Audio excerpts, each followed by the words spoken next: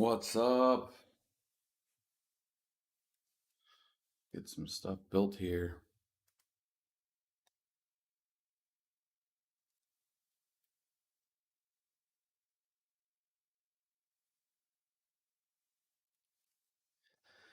I'm gonna go live, get this 5-card 6900 tested. We will then get prepared for a good video after this one today on seeing if we can break some records in Timespy. Good morning, my dudes.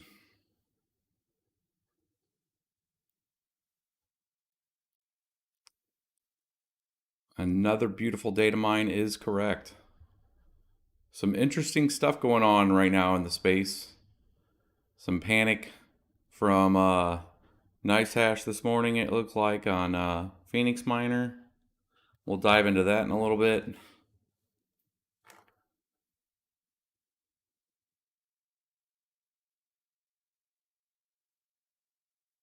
Could you go through a good BIOS setup? Asked Roman Coin Empire. Well, BIOSes are usually defined on, if you're talking about the motherboard BIOS, that's usually defined on the type of motherboard. There's only a handful of motherboards that most people use, and most of the things you need to focus on is bringing down your PCIe links to Gen 1. You can have things on Gen 2 also, just depends on how many GPUs you're using. I found Gen 1 to work better if you have more than 8 GPU, or at least 8 GPUs on a motherboard. And then you need your 4G decoding turned on all motherboards. And it doesn't matter which ones they are. But between those two things, you usually are in pretty good shape when it comes to mining. We may get into this motherboard just to let people see that in a little bit here. Afternoon from the UK. Yeah, I'm doing an early stream for you guys. I was unable to do a stream yesterday. I got so busy with regular stuff since I was out of town for the previous week. Out in Jackson Hole doing some snowmobiling. I had a lot of honeydews to do. So we're going to get this property ready for the spring and summer. And I got a lot of things to do. So I'm actually going to be doing some stuff this afternoon out there. And I'm trying to do the early stream because I really want to get this thing built and running. And then I want to get it prepped for at least pulling 2 of these cards for some of the testing I want to do with the 5950X main computer that I use for pretty much everything else. And I want to see if I can break some records on Timespy with a couple of the 6900 XTs. I realized I do not have an NV link here, so I might have to run out to Micro Center and get an NV link adapter. For some reason I had one, I don't know where it's at, I cannot find it, so I can't test the 2 RTX 3090s until I get an NV link. So hopefully Micro Center in St. Louis has one, and I can run over there this afternoon and go get one for I can test the pair of RTX 3090s together. I want to do some testing with that too, so it should be some fun. But otherwise, AMD did kind of, I would call it God's work for us for letting all the switching happen on the motherboard versus needing the NV link. The NV link provides a lot more bandwidth between the 2 cards. However, with mining, we really don't need that. Greetings from Bulgaria. How's the weather out there? You guys are still kind of coming out of your winter too, right? Probably a nice cool 30 to 40 degrees Fahrenheit. Probably a little different from there. It's an evening from Saudi Arabia. A BBT Todd trying to call me. I can hear my phone in the background. Obviously doesn't know I'm live.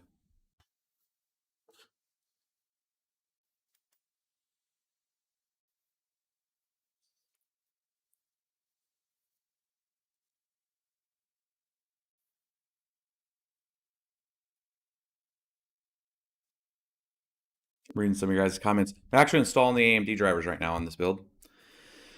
So I switched out the cases. I went with a different one. So before I had this in the yellow case, which really looks like Zotac yellow. So I figured why not put some of the Zotac cards in that case, and we'll keep these in this more normal silver.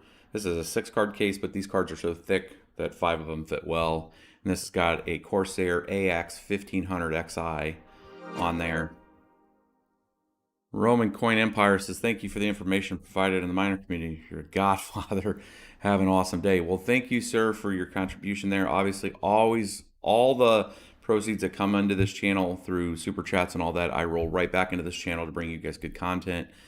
It's also paid for, like the board behind here. I'm looking to get a like an actual virtual board that I can have for you guys whenever I'm doing any kind of drawings or any kind of stuff like writing up specs or details of stuff. I want to have that as an active, you know, like smart board.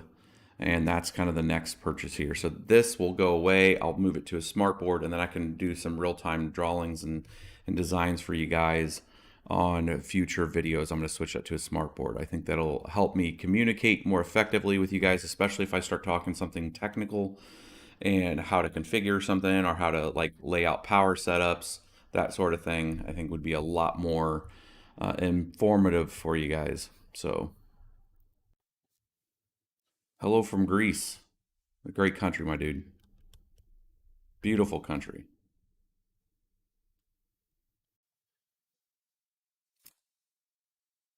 PH Noob says, I have the NVLink 3-slot bridge I can send to you. Micro Center is, if Micro Center's out. I'm assuming the 2080s and the 3090s NVLinks are the same. Yes, they are. So you're saying the 3-slot, which is the distant, the farther part one. Yeah, that's I would buy it from you, my dude. You would not have to send it to me. You miners think you should stay after 1559.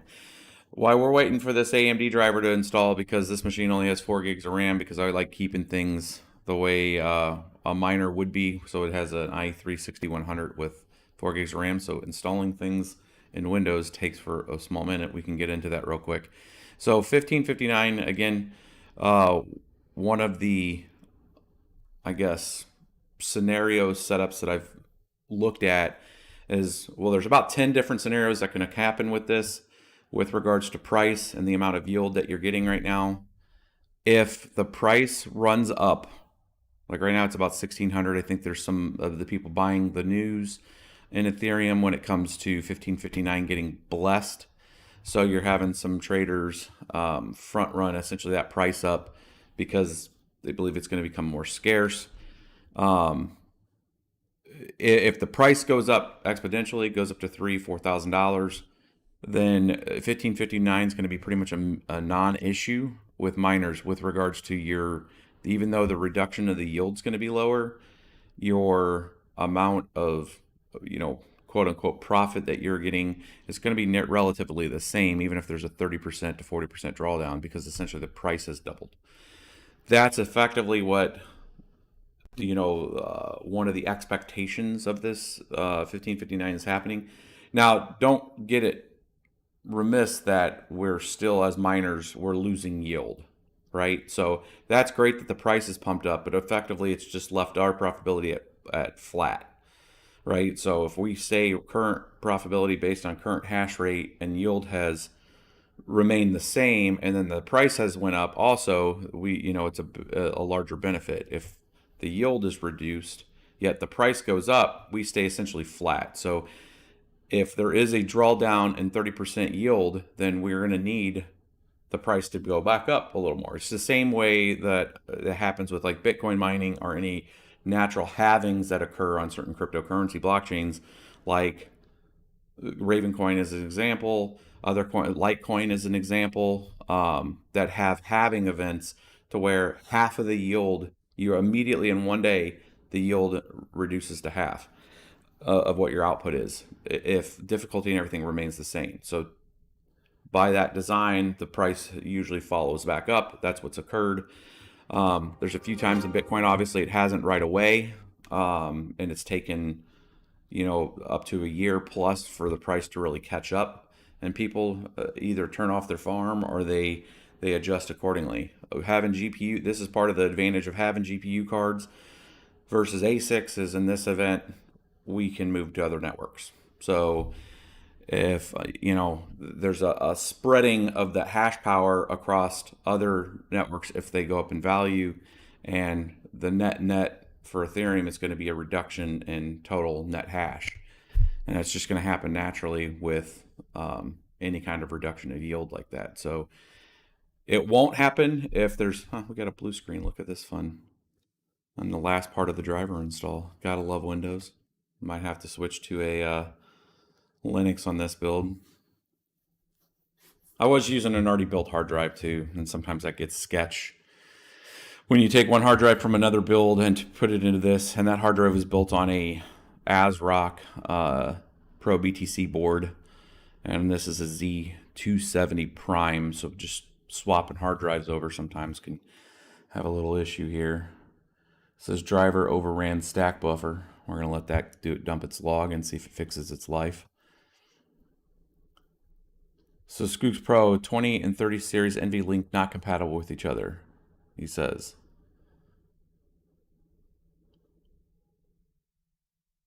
So we'll have to look and see on that. Thanks for that, Scoops Pro. I do not have. I had a gold series NVLink that I was going to get for a pair of RTX Titans that I ended up never getting. But I bought the NVLink, and that's what I was looking for. So if that is not actually compatible, and they actually changed the standard, which is unfortunate and kind of Apple-esque of NVIDIA doing that to us, would be, I think, pretty part and parcel of the current status of most companies are doing, where they will not keep things compatible.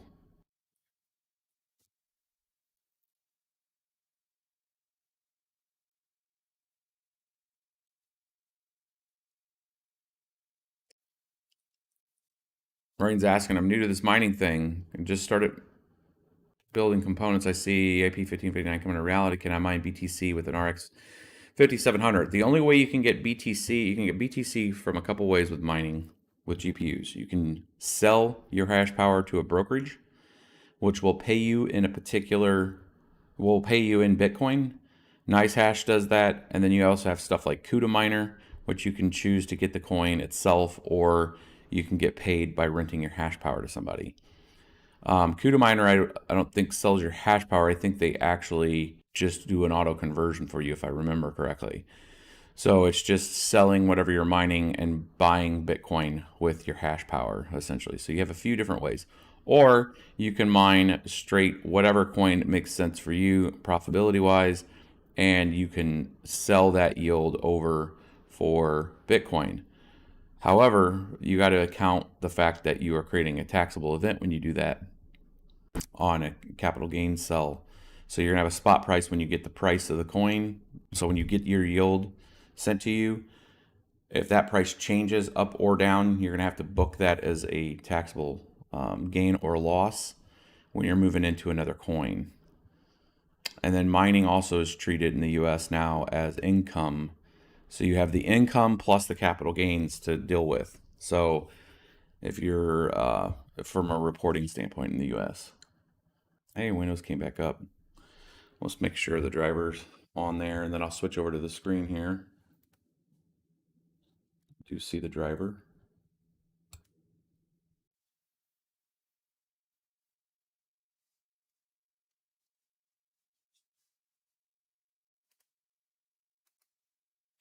It's the team viewer there.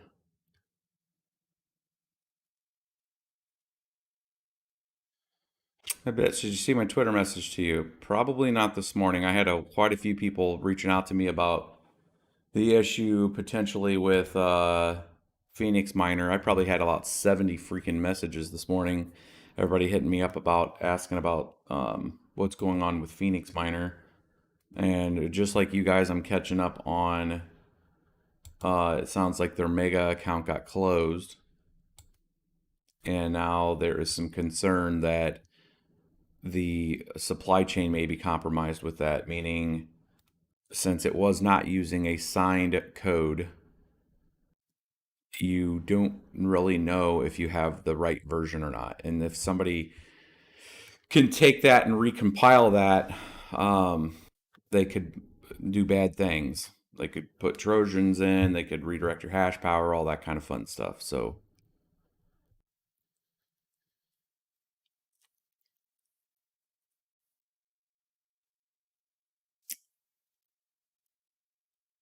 there's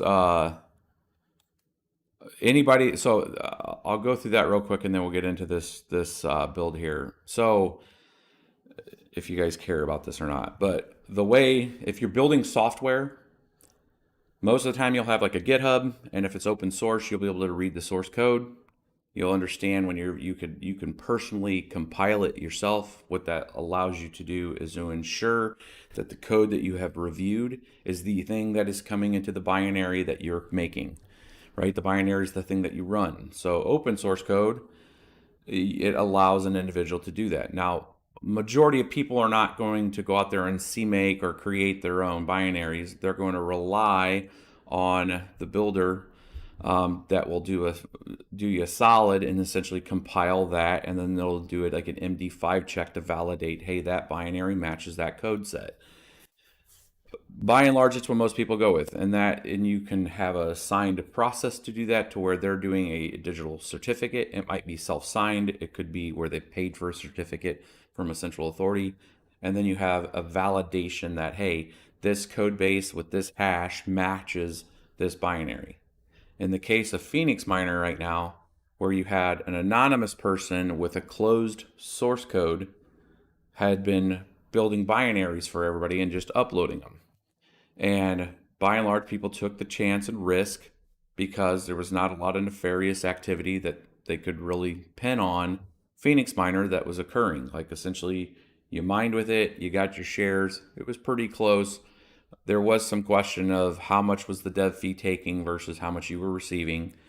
But by and large, a lot of people were using that. Now, if you have a situation to where you still have no original source code to review, you have an anonymous person that's been uploading it, and now their main source of where they've been uploading their compiled versions is gone.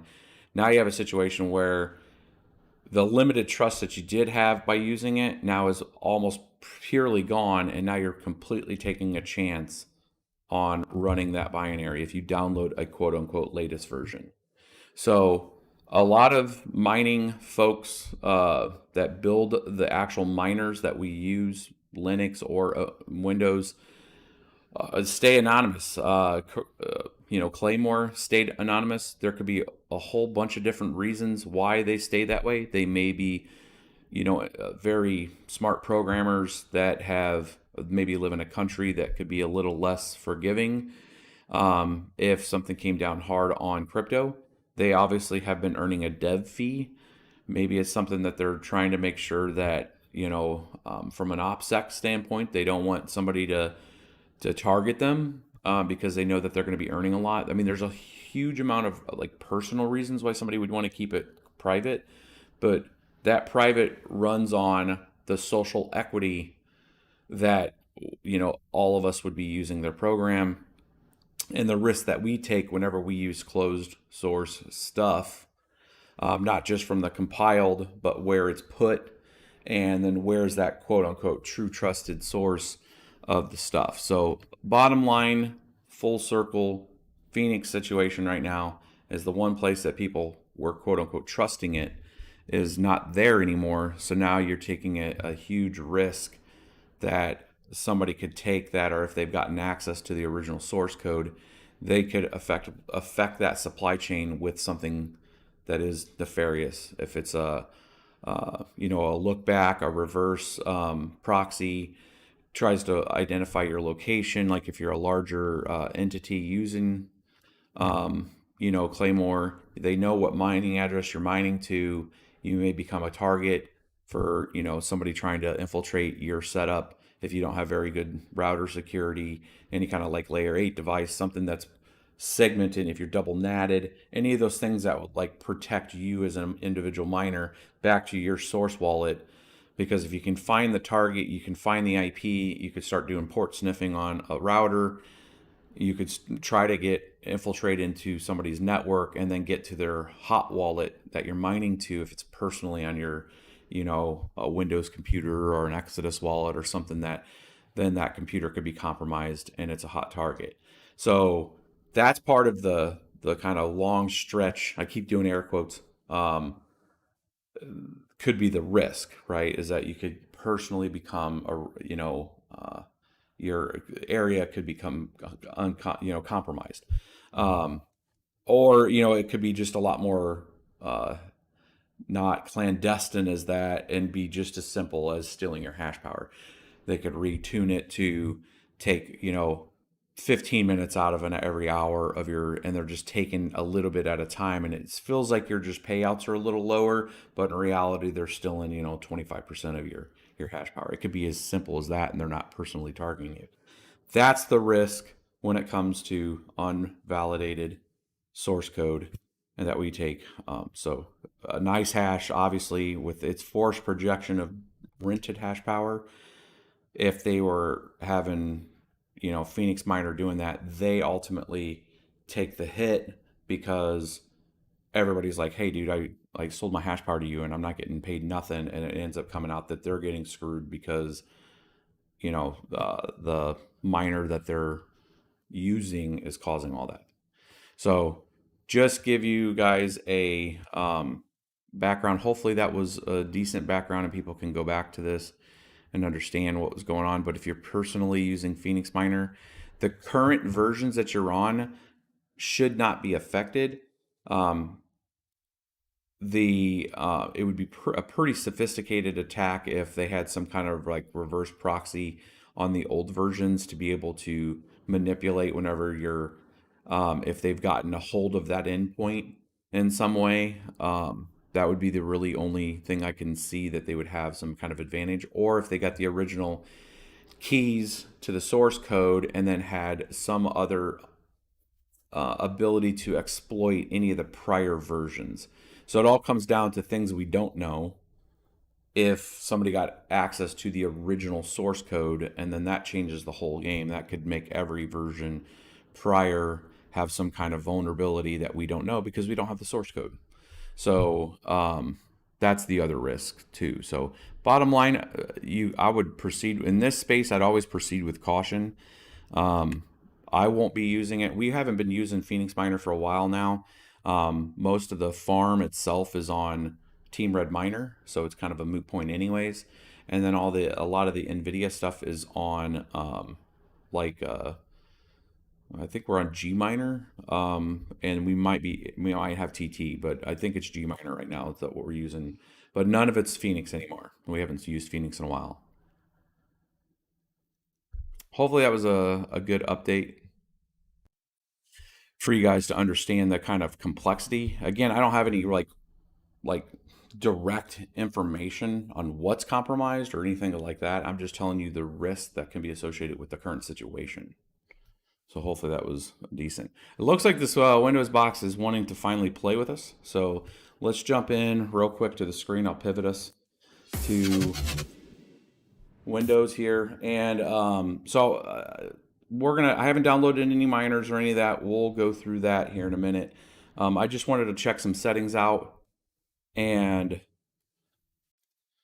see what we're going to be doing. So we have 5 6900 XTs. These are from Sapphire. They're Radeons. It's the RDNA 2, new AMD big Navi stack here.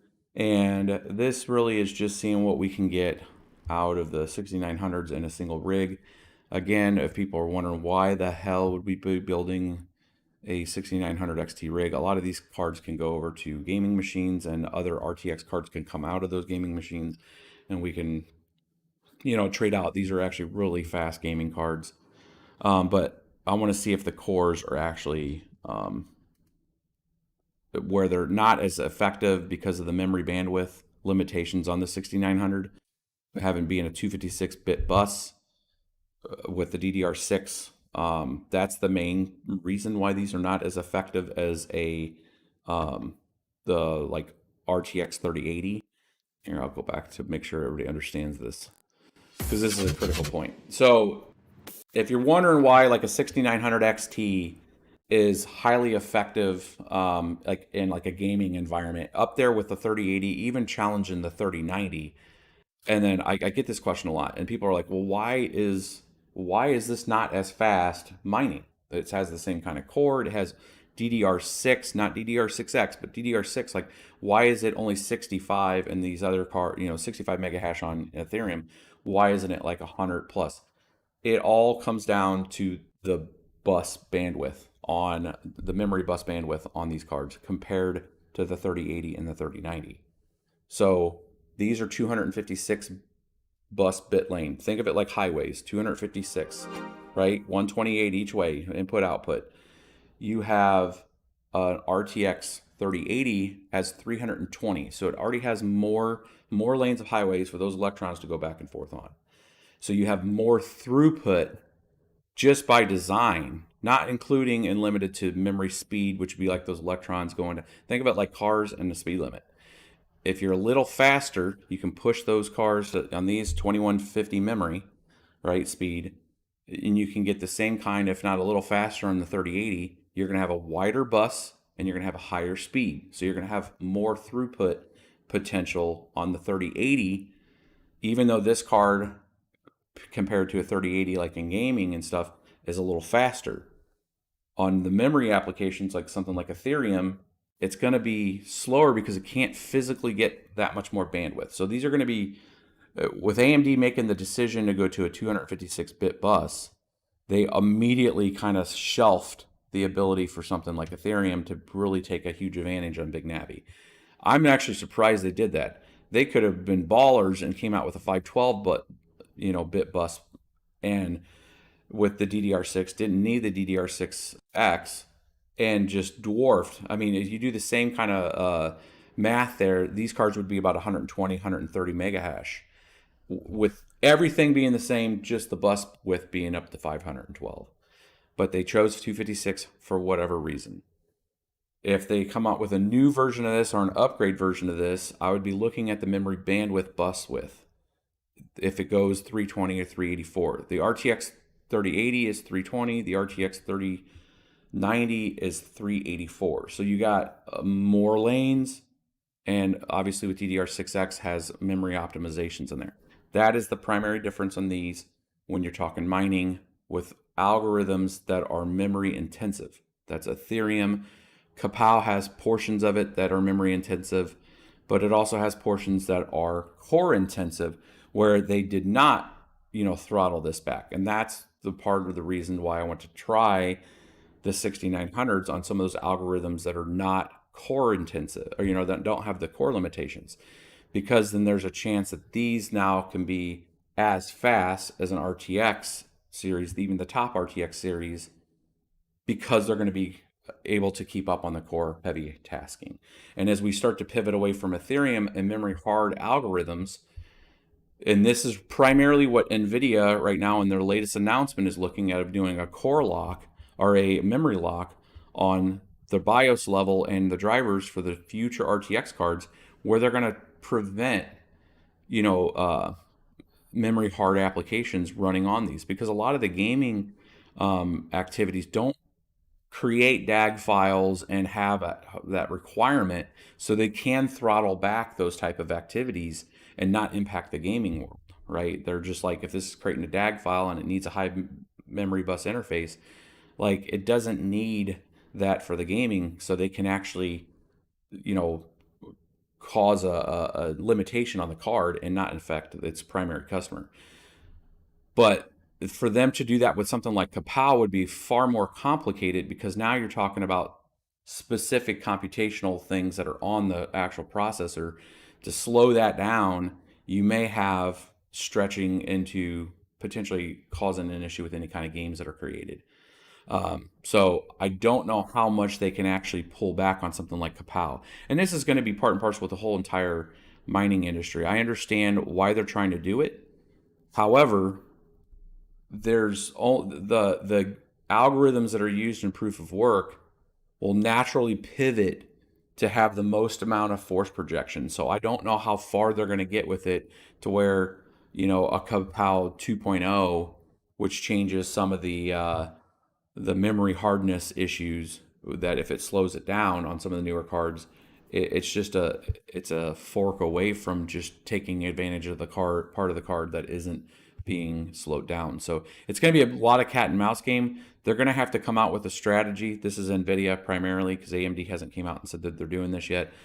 They're going to have to pivot a two-way strategy. One, where they're trying to lock a card, and two, they're going to have to open up the mining scene with something like the HX series. We haven't seen it yet, but something that's more targeted for mining that just de-incentivizes these cards to a point. Obviously, it's all going to come out to total supply.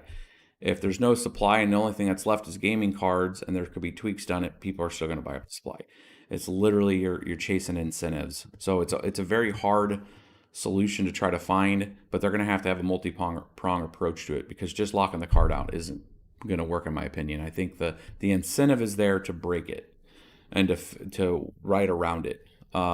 So I don't envy NVIDIA's position right now, and I don't know where the pressure point is coming, to the point of if it's just they don't genuinely understand the mining scene, and they're just making a knee-jerk reaction because they're getting a lot of hate from the core gamer, or if they feel, I mean, every card's being sold, so it's definitely not the fact that they're losing out on money.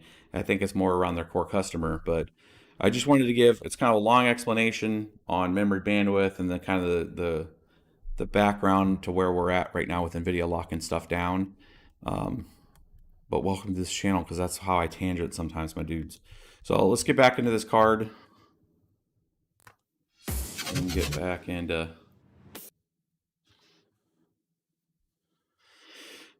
this. So what I want to do real quick is look at, you know what, I'm going to put this back to automatic.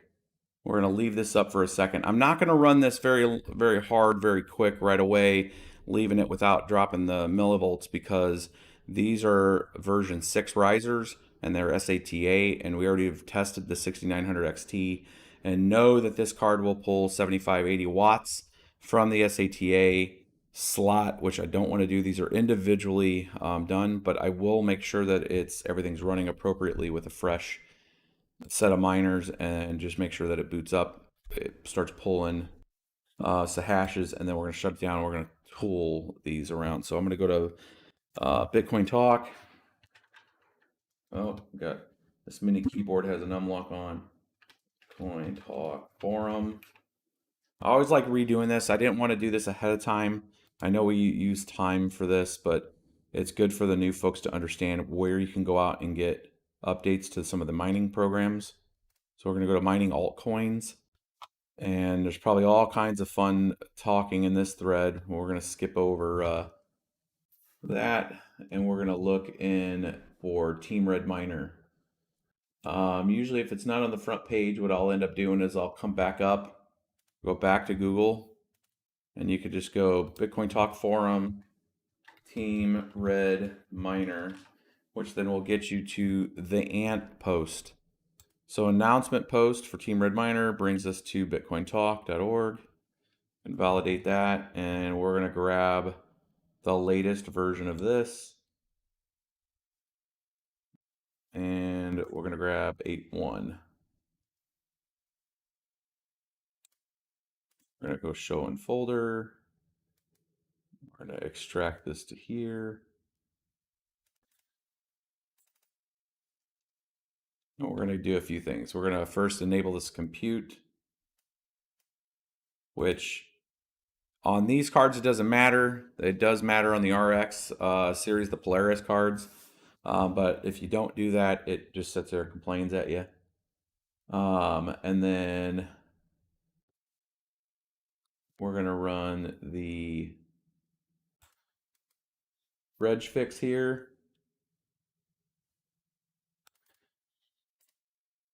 which does a little small update for the Windows registry. And then we're going to get right into doing a quick test with Ethereum. Now I just use the defaults. I don't put my address in here, just I use their defaults in here for right now. Eventually, you'd obviously want to test your defaults. We're gonna sit there and see what we got here. Crosslink, use this. I thought they were in CrossFire multi-GPU. We're gonna let this run.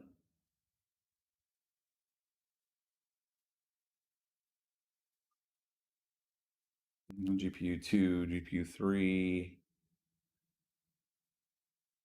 We're getting accepted shares.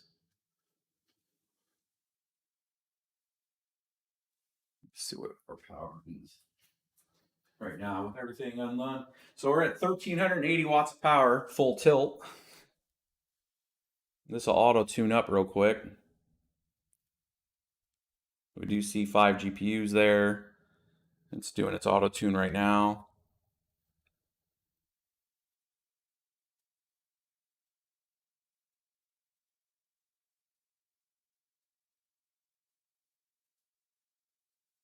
See if they just auto tune back up. Okay, so they're about 58. These are where these will set if you don't touch anything. Just out of the box, you're going to get about 58 to 59 mega hash.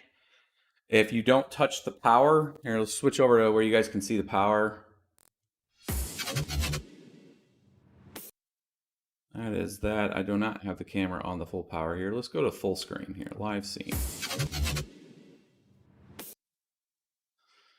Can you guys tell me if you guys can see the power? If not, I'll make a zoom in here. It's 1,432 watts of power, full system usage right now, which is way, way over what it needs to be. But if you guys didn't touch anything, this is what it would go to. So let's go back to screen.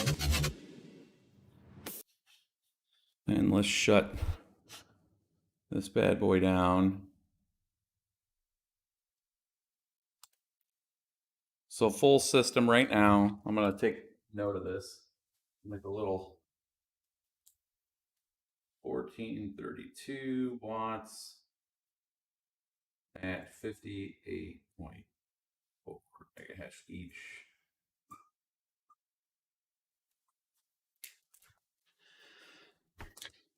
Michael Anderson, thank you, sir, for that $10 super chat. If you have any questions, let me know. I see it. Cool. Great. 13, 14, 30.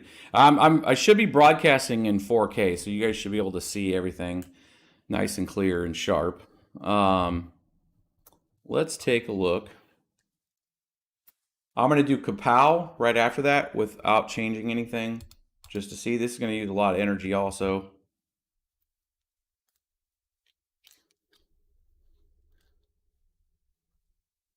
Those little red things were saying don't use CrossFire. This may overtax us. We'll see. It might shut down. We're at 1670. We could burn up this power supply doing this. It's a little overtaxing this power supply. Might put it into a... So this is a 1500 AX and we're using about 1600 watts of power right now. It looks like about 28. These things should get up to about 32 mega hash when they're getting everything. This is called putting it to the test right now. We're letting this Corsair do some serious work right now. We're at 1687 on a 1500 watt power supply. Not recommended.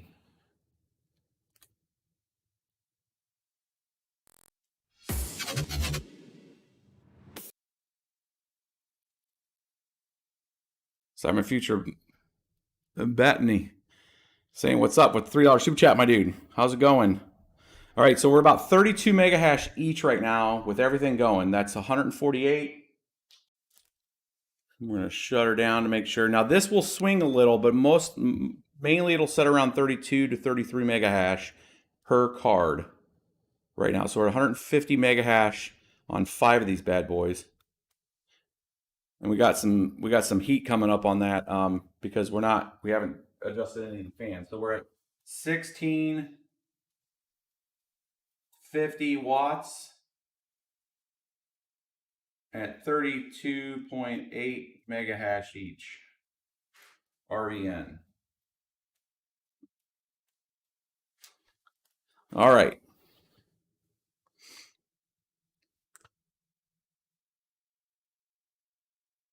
I do not believe we can do C32. We'll see here. Nope. C29. Probably have to get a different cuckaroo. Nope. Those still do not work.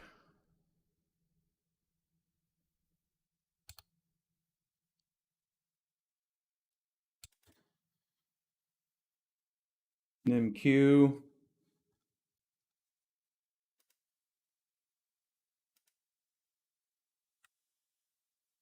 Blue screen incoming, somebody says.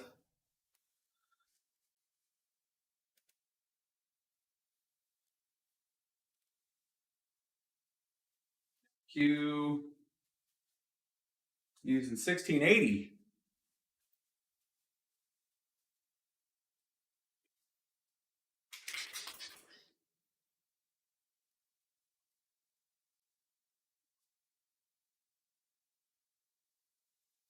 $1680 at 3.3 mega hash.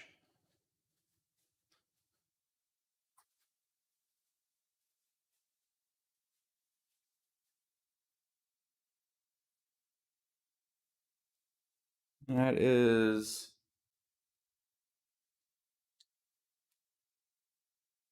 it's about 700 kilohash each.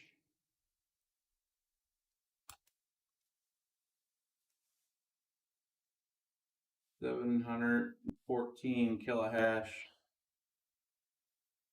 And Q. All right. Yes, that's quite a bit of power. Now, again, none of these were. This is all just out of the box, and this is the reason why I like doing this first, is to show you guys, because I have a whole bunch of people that just put their cards in, and they don't optimize anything. They don't bring the power usage on. You're one. 5 of these cards on a 1500 watt power supply works fine if you've tailored it down. If you let it just go full tilt, you're going to kill it. You're actually going to burn up the power supply. That will not run. That is not going to run efficiently. It's way overtaxing the 1500s rating. You do not need to run it that hard, and I'm going to show you guys how. So we're going to go back in here and take a look. And we'll download another. Let's make sure. Let me go over and look and see here. We might pull down another miner real quick for some other testing here, because Team Red Miner only lets us do. There's a ZIL ETH, Pi 2. I don't think CNR works on that, and I haven't done Conflux yet.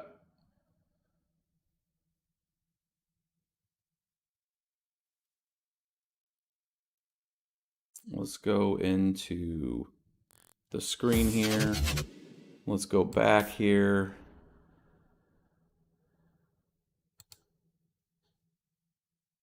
I have not mined any Conflux yet. So if any of you guys have a suggestion on the miner to use, I'll look that up real quick. Michael Anderson's asking, thank you for all you do, man. You keep me mining.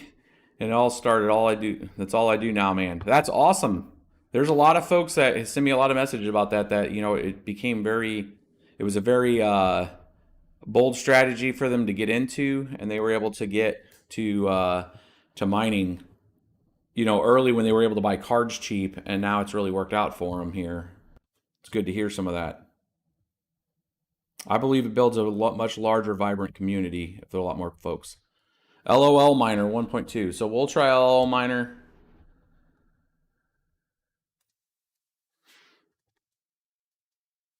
I like the dudes over at LOL Miner. They have a good Telegram channel.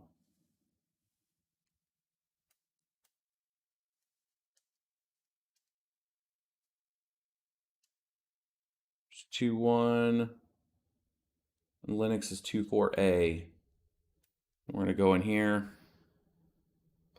Is nice hash bad? Well, nice hash has had a pretty tainted history, and a lot of people got burned really hard with them whenever they got hacked and they lost their payouts.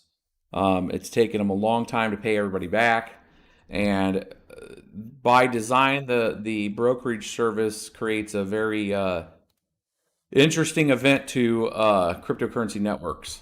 So it can cause sometimes more harm than good, um, as it allows nefarious players to do bad things with their networks, where they can rent enough hash power to attack a network, which kind of undermines the whole point of us doing proof of work mining. However, folks that have done nice hash and sold their hash power since the beginning have traditionally done pretty well with the Bitcoin rise.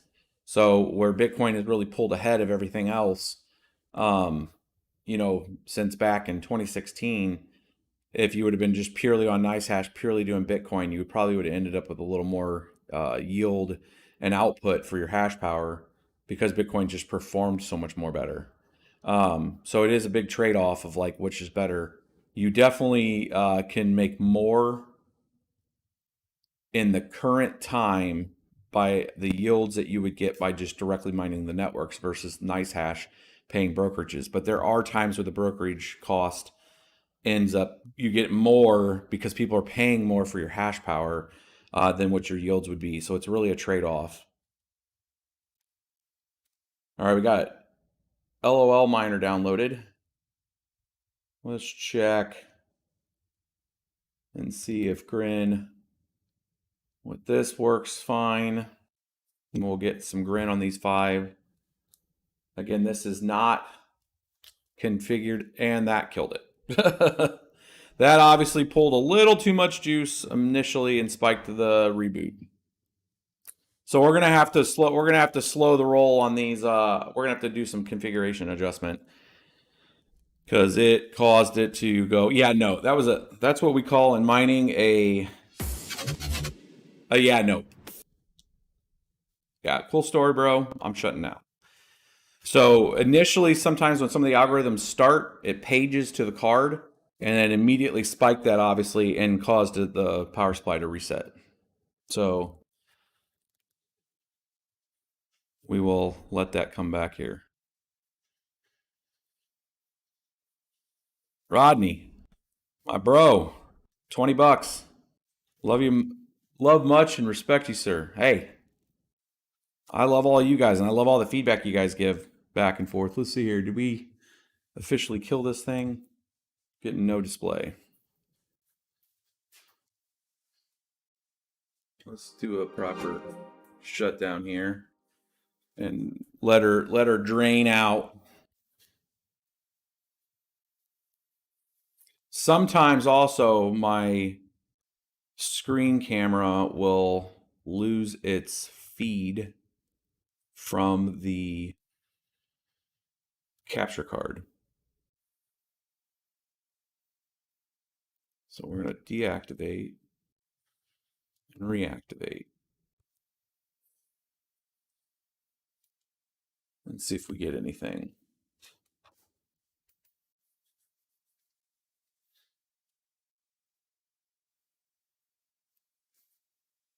See a Windows screen. I just don't, it hasn't booted up yet all the way. We're going to do a Control-Alt-Delete here. Not on this computer. How about this one? It's still, I got a Windows icon here. I might have to do another full reboot. Hey Stone, what up, Bits? Just trying to break stuff.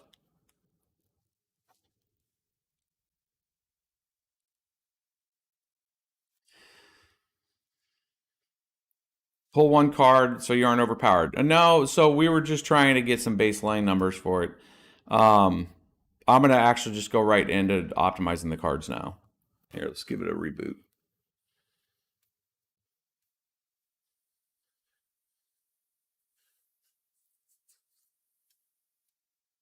I didn't brick it. It's fine. Windows will have to go through its little recovery startup here. It'll boot up. Oh, there's the Asus. Here comes automatic recovery. It'll fix it. It didn't like that hard shutdown is what it did. So what we're gonna do is we're gonna pull some voltage out of the cards to keep it under what the power supply's rating is. I almost put a 1600 T2 in this. I should have. This is another reason why you always want to check to make sure your settings are right, because if you're right on the edge of your power supplies, where if you're when you're undervolting, you're well under it. If it's good to know that if something is wrong with your configuration, that you'll actually put it over, right? So like if something resets and now you're running everything at full tilt without any config on it, it may be a false positive if you see your hash rate close to the same, but the cards are running hotter and they're pulling a lot more juice. And if you've gotten your configuration to where you've been optimized for Ethereum, this is kind of the untold thing with the folks that have farms that have been built around Ethereum, where it's a memory intensive application, not so much a core intensive application. So you've built your whole power supply around the Ethereum's power settings. So you move to something like Kapow, and if you don't really adjust for it, and if you're trying to optimize for hash power, not so much for power, you're going to probably overtax your build because you've never built it to pull that much more power. So you can keep a Kapow design setup on the same rig that wasn't really done power-wise, but you have to control it through the voltages. And you have to pull it way back, and you might not be at your highest peak that you could ever achieve from the mega hash for what the cards output, but you're really pulling it back to be under your power supply rating that you have there. And power supplies do not like to be ran close to their performance. You're actually it's much more inefficient. You really want it around that 75%, 80% max to have the most effective efficiency rating for the power supply. So in this case, this being a 1500, like 1080, 1100 really is max I'd really like to put on this, maybe 1200 at max, because that's really where it's efficiently using that power supply. I see a lot of people that have like 850s and they're pulling 800 watts on the power supply, and you're really at the top tier of that power supply. I had some G3 850s on a couple builds, and we had built them to where it was a pair of 850s, same machine on RX 580s, 8 cards, and the totality of the rig was around 1200 watts, 1220, somewhere around there. And with Kapow, to try to get them close to 12.5 mega hash per card, it actually pushes that all the way up to about 1500 watts. So now I'm using two 850s at 1500 watts.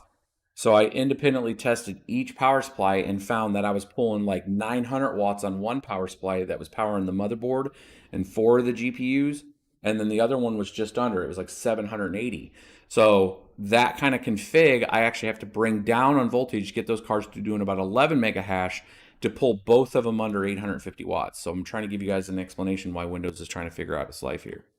So that's why you really have to check that out there on that. Mario Bro, thanks for the triple double, Ashes to Classy. $100 donation there. Like a boss, my dude.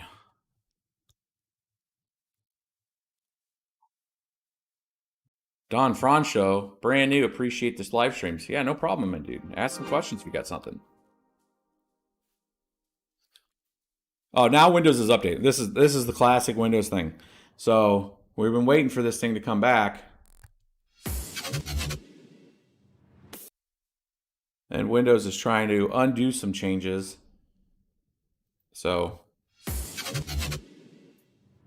ask some more questions while we wait for Windows to figure out its life. And we're going to bring down those settings to allow us to try some more efficiency settings on these 5 cards. And today, later on today, I'm going to be doing another stream with at least the pair of these in a 5950X build. And that is going to be trying to take on the current record that I have on Timespy, which is a 3D Mark application. It's a lot of gamers test the rigs. A lot of the bigger YouTube channels are out there. I think I'm like 33rd in the world right now on that. I'm going to try it with the Nitros, the pair of those. And then I want to try it with an RTX 3090s if I can actually get the NV link from Micro Center today. later on. That stream will probably be on Twitch. So if you don't follow me on Twitch, you should go to Twitch and find me out there. So I'm gonna try to give. I got all my Twitch stuff figured out now. I'm I guess a checkmarked, verified partner on Twitch too. I haven't done anything over there. I will do the recap video of that one on YouTube. So you guys on YouTube will get to see the recap, smaller version. Hey, what's the row results? What's the settings and all that kind of stuff. But like on the builds like this right now are coming straight to YouTube for you guys for the longer version. All right, looks like Windows finally figured its life out. That was 5 minutes, 8 minutes that we'll never get back in our life. And not that one. Let's go to screen. All right, so let's go in, get rid of that guy.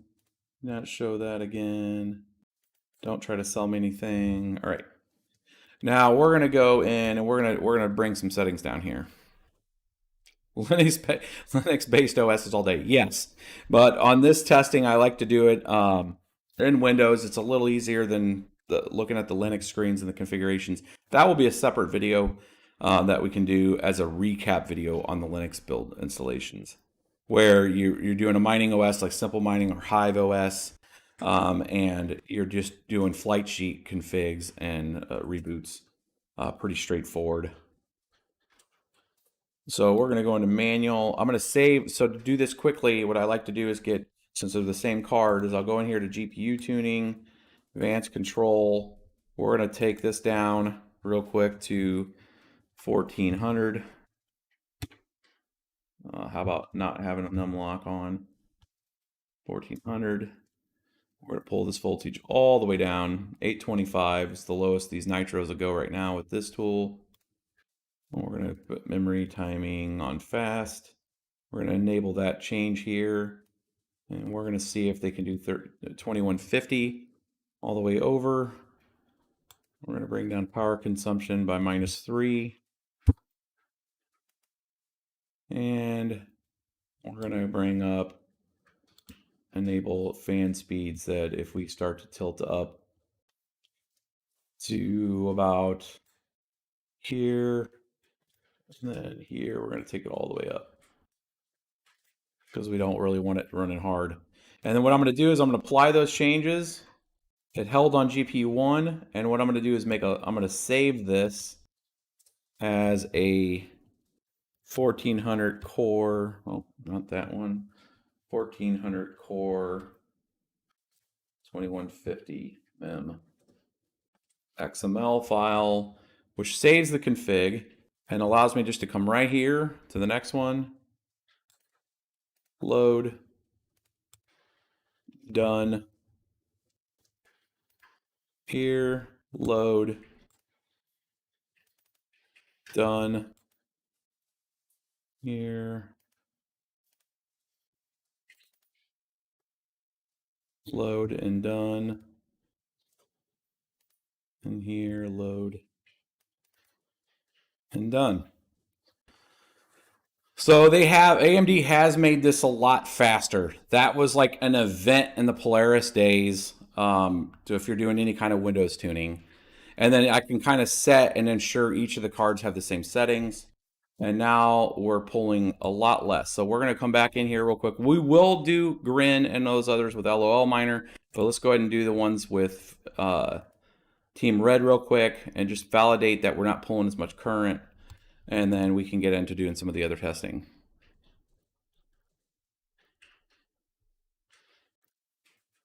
So let's go in and try right into ETH and see what we got and see if these, now one of these cards could not take this setting, and we'll find out pretty quick when it just dies on us.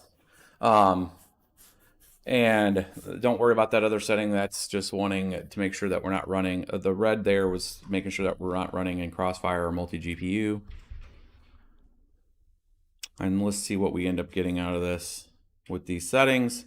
On ETH, with this 5-card GPU setup, it's going to take some time. Let's go ahead and go while that's running and look at the power. So our power settings here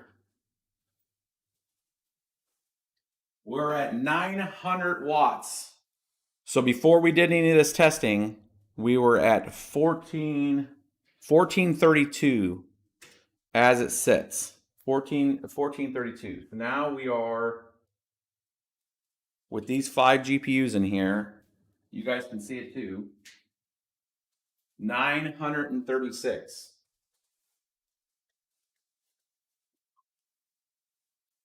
That's a good place to be with these GPUs. And you could actually get a fourth or a sixth GPU in this build with that AX 1500, as long as those settings were right.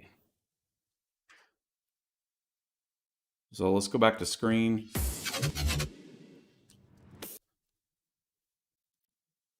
And it looks like we're at about 63. So this rig's about almost 320 mega hash now.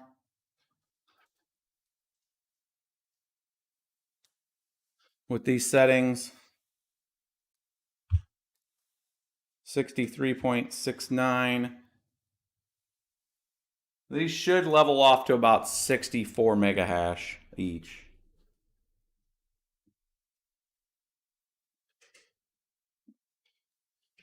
We'd get a little more if I didn't pull, by taking the 3% power limit down, I pulled these. So these would get about almost 65 if I would give it a little more juice, but it's not actually worth it. So I'm just saving you guys the issue here of like trying to put 65. You're going to use more power, and it's not worth it. And it's not worth it for the 1.5 mega hash. This is really the kind of optimized settings that I've found on these.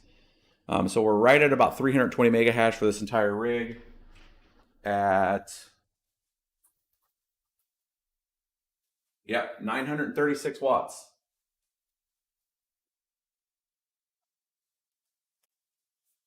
On Ethereum. So let's go through, let's cancel that.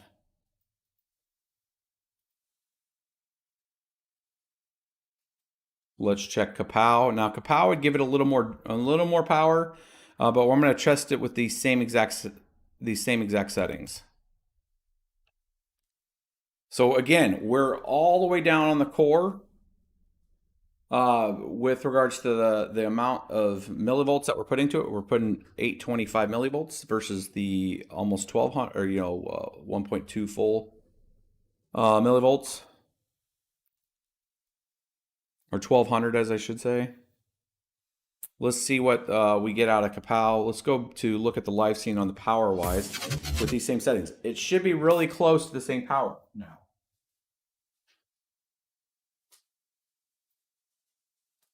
So we're almost 1100 with these settings.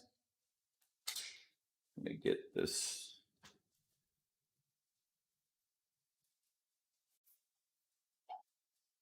See where it ends up at. 1178.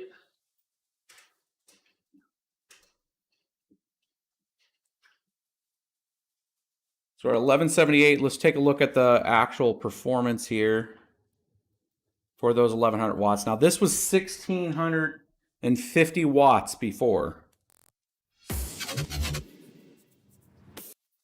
And we're actually getting a little more. We're actually getting 34 mega hash out of this right now, which is pretty efficient. So 171 mega hash out of these 4 cards. We're not getting any rejected shares. Things are looking good. 34 mega hash. This will bounce between 32 to 34, all the way up to 35 mega hash on these 6900 XTs.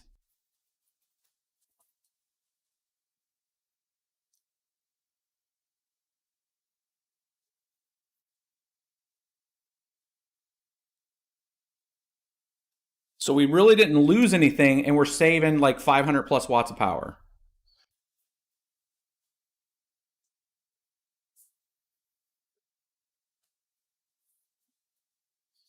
And it's holding that pretty well. That's the huge difference. That's what I'm talking about, that if you're building this out.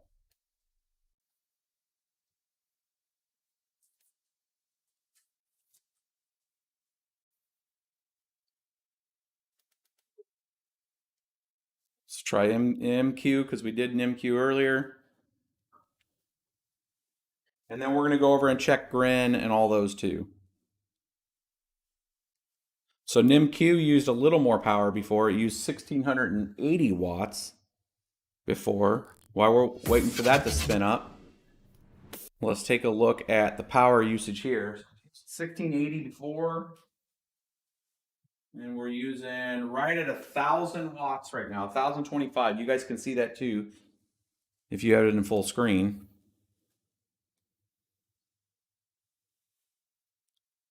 ETH difficulty setting at 5.6 terahash.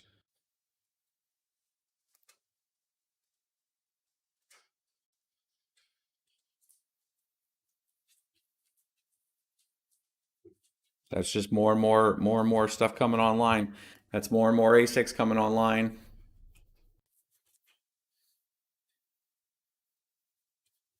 We did talk about EIP 1559 and some of the scenarios at the start of this video, so you guys can go back to that. We did get a rejected share there on this last one. Let's take a look at your screen. It might be too low for it, but we still lost no performance on even like NIMQ here. So we're at 724. This is 3.5. What's our power? Right at 1,000 watts.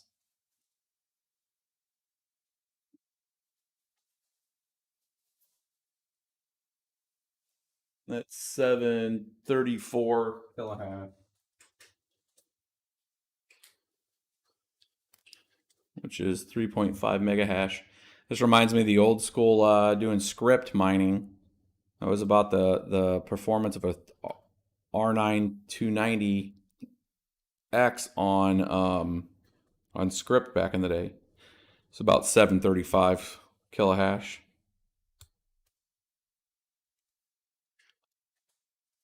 All right, let's now go in and check.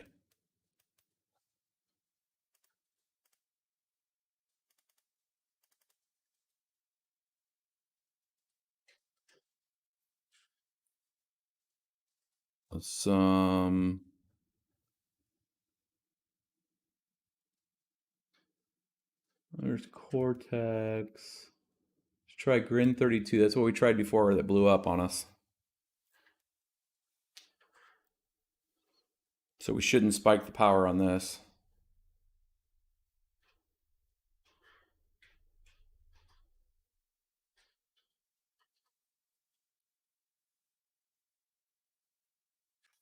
Daniel says he had an R9 270Xs. Hey, those R9 270X builds were awesome. Anybody watched any of my 2014 videos? We built quite a few of those MSI R9 270s. 270 and 270X builds. Those were kind of the go-to back in the day. I actually had an R7 240 build, if anybody remembers that build.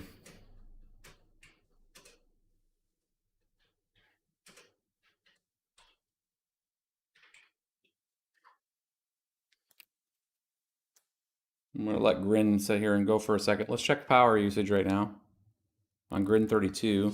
Again, these are 16 gigabyte cards, so they can do the 32.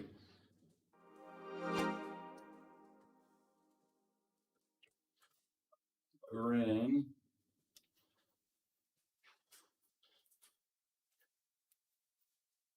Mario Bro has donated another $10 asking, what's your game plan for 1559 implemented? I have 10 gigahash on my and got my ROI unsure about selling my mining equipment at peak.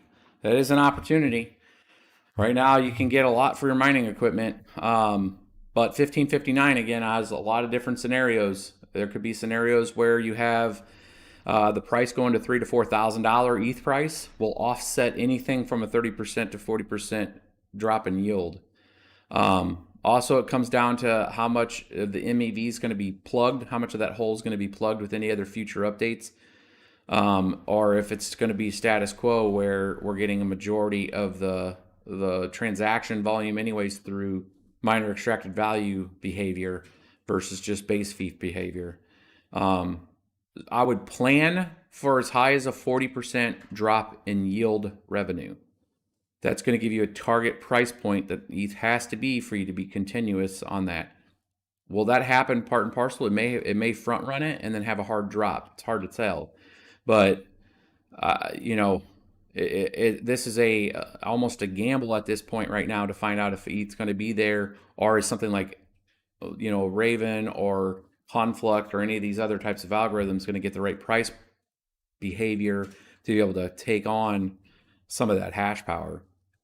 I've always believed in GPU mining, and I think there's enough force projection, enough folks out there to drive um, the awareness of value there for some of these cryptocurrency networks.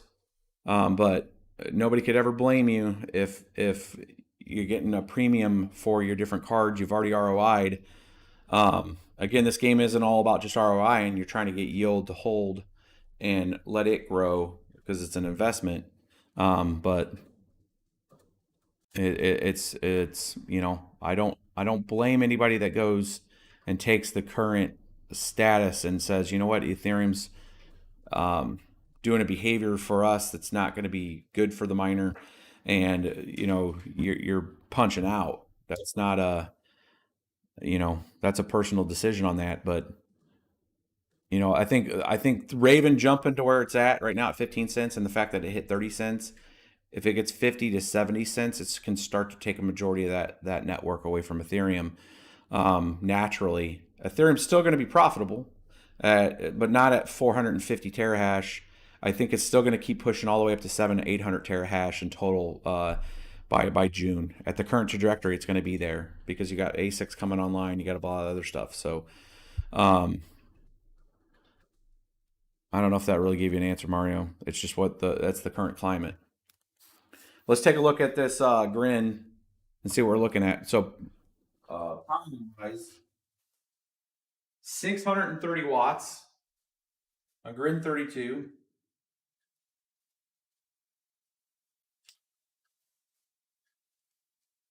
And let's take a look. I think we've really pulled a lot of the core out, so it's not as efficient. And we're looking at about 0.83 graphs per second.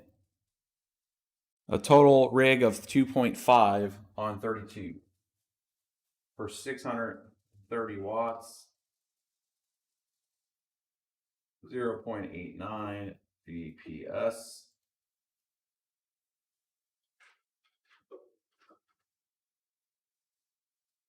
$1,400, 2150 memory, 3% negative on the power, 825 millivolt.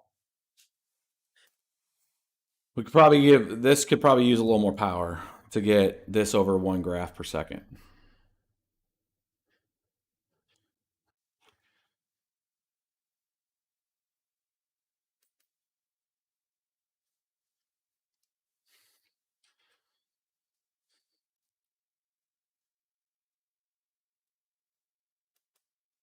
From a beam standpoint, now I'm going to come back through on some of the core heavy apps, and I'm going to give it more. I'm going to give it a little more juice and give it a little more core performance, because we're actually, while we're getting a great efficiency, we're really starving the card a little too much on some of the core heavy stuff. We're checking beam right now, performance. Why was Grin only using 3 of the all 5? It should have been using all 5. But I will go back in there and check a look at Nemo. There might have been a setting in there where it was only using 3 of the. Mr. Was that Parkish? I did a whole talk on Phoenix Miner earlier in this. I think it starts around 25 minutes in. I covered a lot of the Phoenix Miner stuff in this video.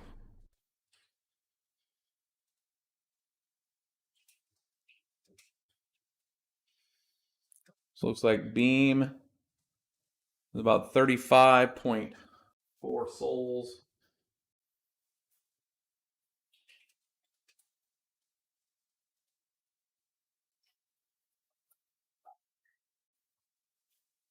And our power is 900 watts. We're using 900 watts full system.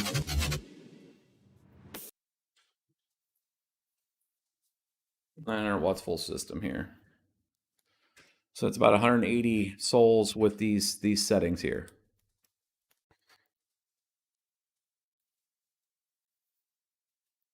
Nice, my dude. You're in Ireland. Yeah, if you go back to that, you'll see. I'll put some timestamps on this video here.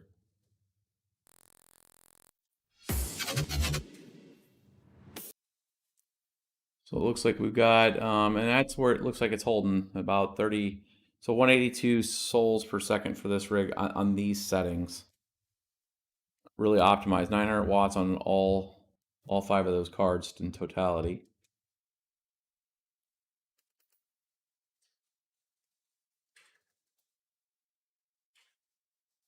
Bit tube's not working there. Cortex.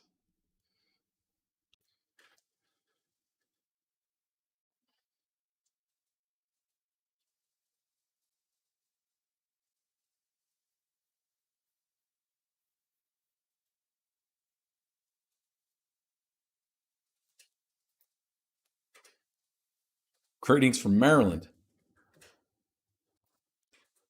What are your thoughts of this, starting your own pool to take on the MEV with full potential? Pool's a lot of work. I think Blind Run, which is Son of Tech right now, I think is working on some pool stuff, and we'll see how he does with that. And maybe offer some guidance on moving some folks over to that once he gets those operational. We'll see how he has it set up. I think he's going to do a Conflux, and I don't know if he's doing Ethereum. That's a hard one to take on. Looks like we're getting 3 on Conflux, or is this, what is this, Cortex? Cortex.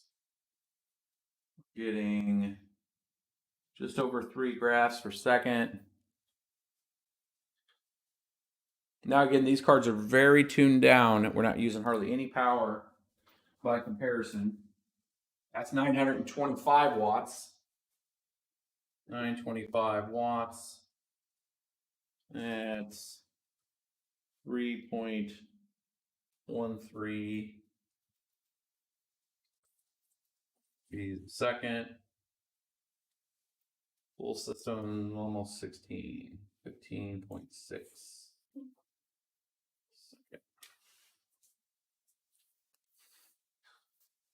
Again, that's 900 watts for that.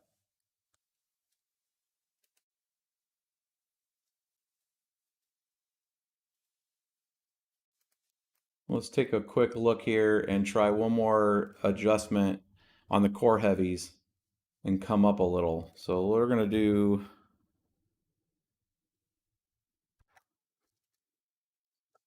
I'm going to do 2000.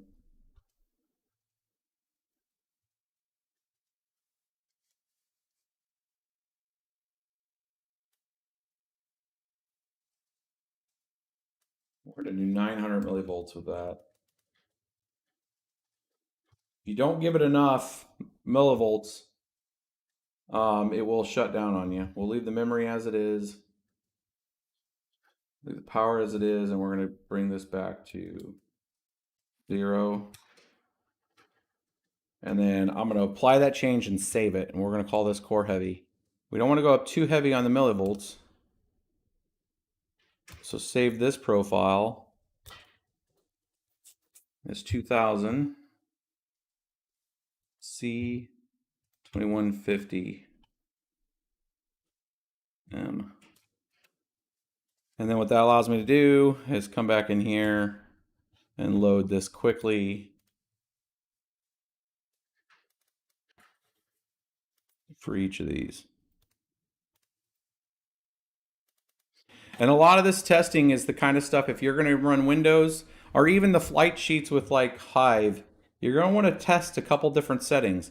Hopefully you have an ability to test the total power draw of the rig and find something that's optimized for your cards. Why we're doing a 6900 XTs here from Sapphire, the Nitros. The stock cards act a little different. They have a different amount of millivolts. You can take those all the way down to 715 millivolt, not 825. So you can actually pull those down a little lower and use less power for almost damn near the same yield. So there is some testing you're going to want to do with your personal rig. I'm just kind of showing you some basics on how to adjust things around. So let's come back in real quick and check Grin 32, and see if giving it 2000 core and taking away that power draw adjustment, what we can get this thing, if we can get it bumped over 1 graph per second.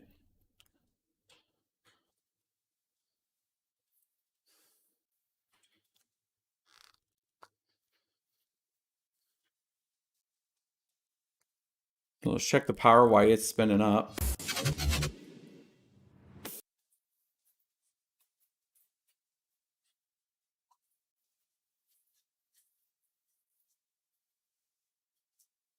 It's only using 3 cards right now. Let's see here.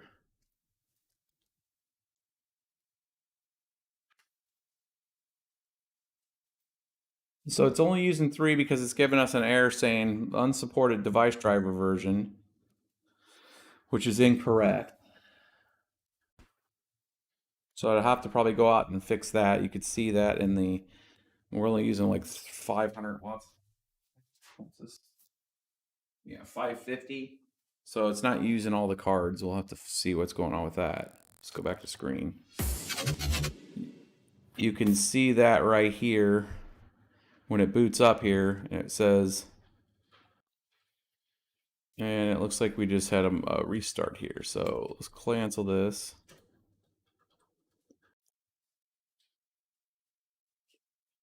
This might be a restart.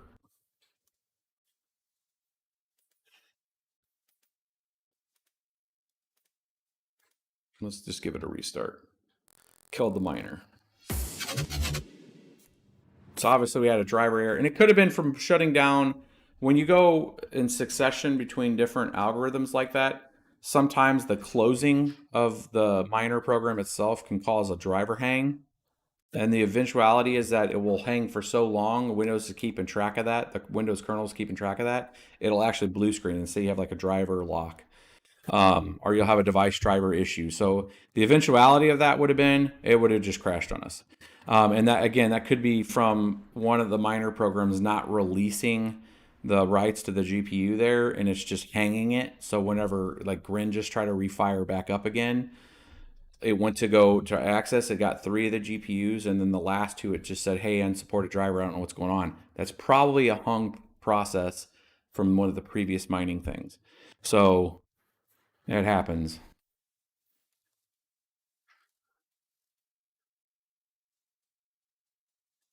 So we'll let that reboot,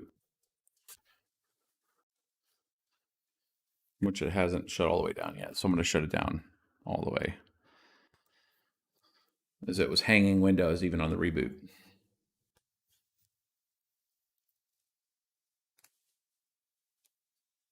So we'll let that come back up. This will be our last test, and then we'll wrap this video up, my dudes. Here comes another 10-minute boot. Well, I mean, we'll end it before then. If it, no, it's not trying to do a repair. It's getting right into it. Now, a lot of these settings would be the same kind of settings you'd be using in Linux.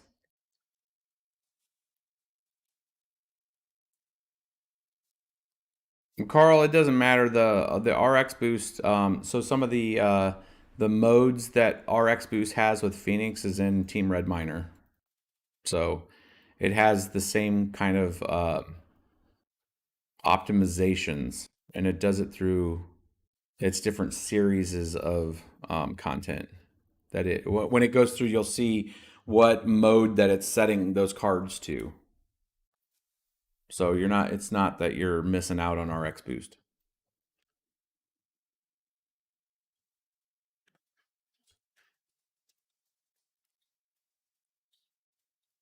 It's taking Windows a minute.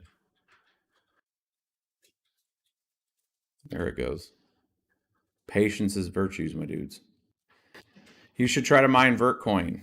I need to download the Vertcoin miner, don't I? Windows is horrible for mining. It's not the best for sure.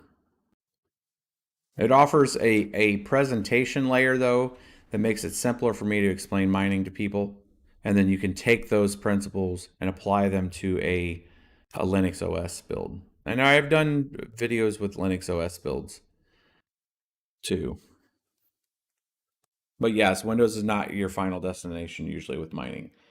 You're going to have a much better success rate and confidence and uptime not using Windows. There's so many other variables that come with using Windows in mining. What's a good ref setting for 570s, 580s? If you're talking about reference setting, I mean, I would have it on 890 at the most on the millivolts, 1200 at the most on the core. And dependent on your memory type, you're either going to have memory that starts at 1750 as your core base. You can take those up to 2000 at the max, or you could take the memories that start at 2000 and run those all the way up to 2250. Most settings end up at 2150 on the memory on our Polaris cards, or 1900 respectfully on the different types of memory. And then now you don't really have to do anything with BIOSes with those because most of the settings now are memory injections through profiles that are a part of the miners. All right, we seem to be up. So go back here. And I'll make sure that the right monetization settings are on these videos so you guys won't have to have tons of commercials. Sorry for the last few videos. Evidently, YouTube started doing mid-roll stuff as part of the monetization settings. All right, that looks like that. I'm going to give this 950. Just because the behavior there was looking like I starved it too much. And we're going to go back into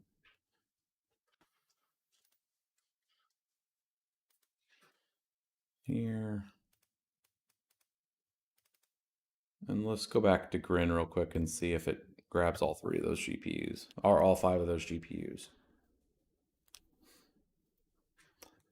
Ed, if you go back on the video, back to around the beginning, I do cover some of the EIP 1559. Nope, looks like it still gave us 2 errors out. I'm going to close that. So something's going on with those last 2 cards when it comes to Grin mining. I'd have to identify what was going on there. Let's check Beam real quick.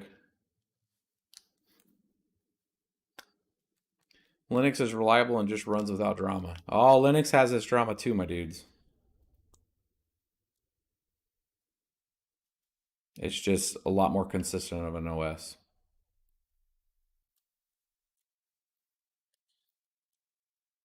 Hi, Hugh Goodley. No, I do not mine on Windows. The only machines that I mine on Windows with are the gaming machines when I'm not using them. If I'm mining just with those, because a lot of the gaming machines I have here are higher end desktops with at least RTX 2080 Ti's or better. And when they're not being used, I mine with them. We may have had a hard freeze here. Yep. So it doesn't like that 2000 memory with that core setting. And it just hard froze again. So that's going to conclude our fun with this. I think we got some solid numbers though. Actually, the numbers I got there, I'm pretty comfortable with. The difference was a 2000 core on Grin. It was from 0.89. There's our wonderful driver lock blue screen there, so Windows can go die in a fire now. We moved from 0.89 to 1.06 graphs per second, just bumping the core from 1400 to 2000. But it looked like we were using about 80 watts more power in totality. So it's not worth it. So the 1400 with the 825 core MV millivolts on something like Grin with 2150 memory seemed to be more than enough to get you a pretty decent return on the Grin side, which I don't think right now, like a 5-card rig like this running on Grin, even if it was getting 1 each, you'd talk 5 graphs on Cuckoo 32. Cuckoo 32, I don't think is actually profitable. But I think that the settings on these 6900s that I like right there is anywhere from 1350 core with 775 to 825 millivolts at 2150 memory with the fast memory setting is optimal in Windows. In like the flight sheets, same memory settings. Linux handles memory a little differently when it comes to like your settings. So on those cases, like for the RTX cards, you're actually double what your Windows settings are. For the RX series cards or the XT series, the RDNA 2s here, it's usually half.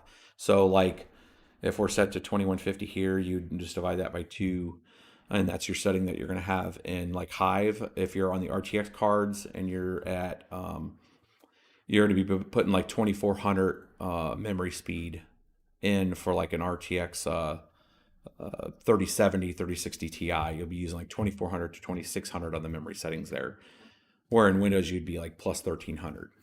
So there's tons of videos out there from other folks too that show those settings, but just to give you guys kind of a where things are at. Windows finally rebooted itself, but hopefully this gave us some kind of good understanding of these. This afternoon I'm going to have a live stream. I'm going to be doing that live stream to Twitch. I'm going to take the results of that live stream and put them as a video on YouTube. So I won't be doing the YouTube live stream. It'll be Twitch live stream later on. I'm going to be taking a pair of these 6900s and going for a record, or bumping up my record on Timespy. It's not really mining content related, but I will answer mining related content if people have questions on there. And that's going to be on Twitch. So if you don't follow me on Twitch, go over to Twitch, look up BitsBeTrippin. I'm a verified partner over there on Twitch, and we'll be doing it on there later on today.